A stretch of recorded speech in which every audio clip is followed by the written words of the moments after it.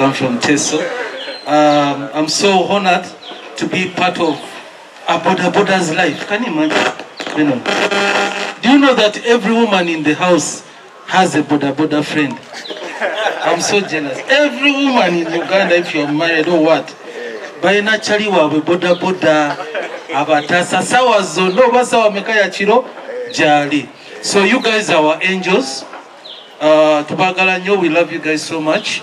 I'm so proud that finally there's 250 million shillings to be won by Boda Bodas. This is amazing.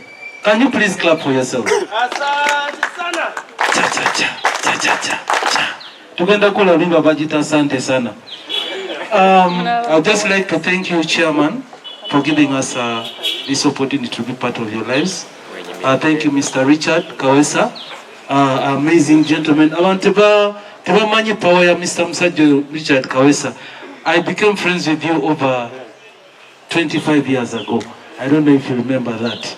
Mr. Isaac Ruchi, much respect to you, one of our gospel legends. Benon, my brother, I've been with you for, I think, forever. Mr. Andrew, you're an amazing producer. I appreciate you. Mr. Winex, bawa go singa kubakelele mungoma. I'm such a producer wakabi. Winex so banana. Who's the guy got a banana? Yo. Banana, baimbi bayambale mpale zili yao. Ze, Peter Washington, I'm so proud. Ate tugenda kuba engoma, tugenda chikola, tugenda funa superstar.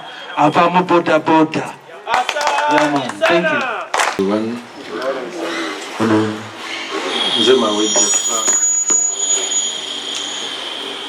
Abachaziza olwaleero ne executive yeweeri from all over the country.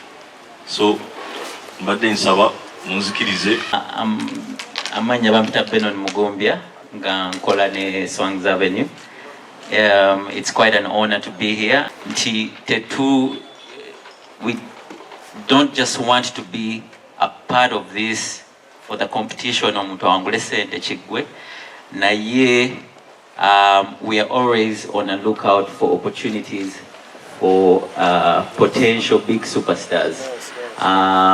Era ffe tweyama nti nno bwe tunalabamu alina potential eyo gye tubelivingamu twanjagadde okuteekinga ono muyimbi ono oba omuntu ono. Actually it's not limited to just one person, but bwe tunalabamu nga balina potential. I believe it will be a very empowering story. Someone coming from nti muvuzi wa boda ate n'akikuba obulamu ne bukyuka.